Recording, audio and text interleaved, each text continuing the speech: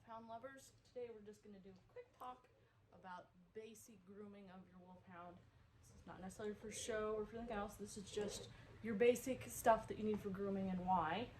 First of all, we have our double-sided brush with these nice bristles. To make sure this brush is gentle enough for your dog, be sure that you can run it across your bare arm. If it doesn't hurt you, it shouldn't hurt them. And then the brush side should be just fine too. The next thing we use is this double-sided comb.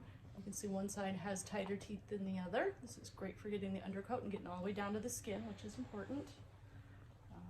Then we have our Mars comb, and keep in mind this doesn't pull hair so much as cuts hair, so when you're using it, keep in mind you're cutting the hair, and sometimes the healthiest thing is to pull it out so that new hair can grow, but it does have a place in your grooming.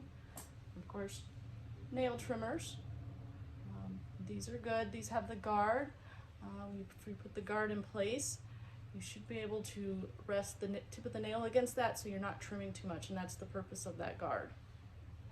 And then we have a stripping stone. I think people use these in the cosmetic industry for something else, but they're kind of a rock with a nail file type texture to them. It makes it really easy to grip the hair when you want to strip.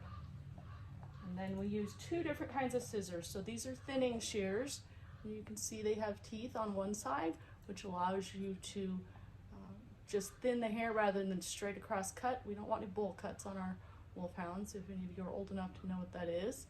And it's good to make sure that your equipment is definitely sharp, because otherwise you're wasting time and strokes grooming. These are just regular scissors, but keep in mind they're curved, which helps you get into spots you need to, but more importantly, see those nice blunt tips so you're not accidentally poking your dog.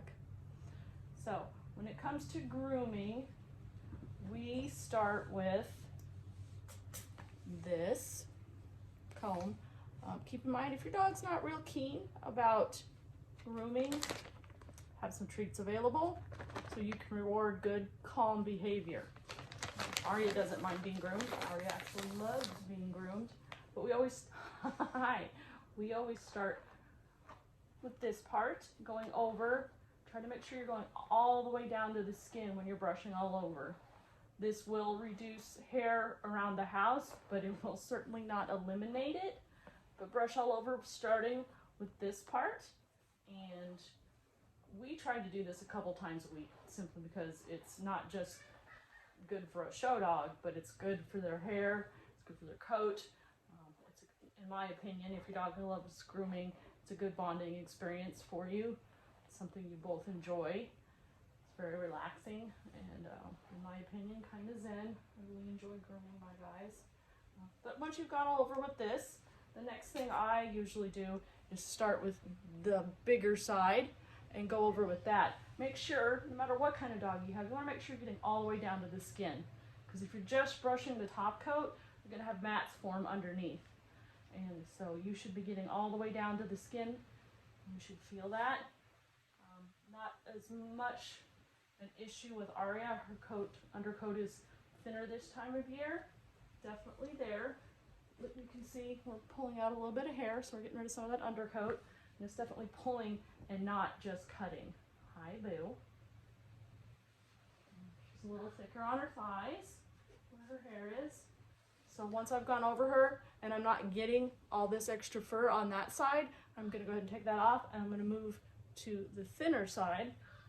And by then you are going to get pretty much any hair that is left over that wasn't gotten by your brush, or get the thicker side of the comb. And if you do that a few times a week, you're going to have a healthy coat and a healthy, happy dog without mats. Areas to watch on our dogs for mats. Behind the ears tends to be an area where I see it sometimes on some dogs, and under the armpits. Then of course under the tail where they get dingleberries. So those are things to watch. If you have any questions about grooming your Wolfhound, or if your Wolfhound does not like to be groomed and you'd like some tips on how to fix that, just send me an email, PM, or comment on this video. Thanks, guys.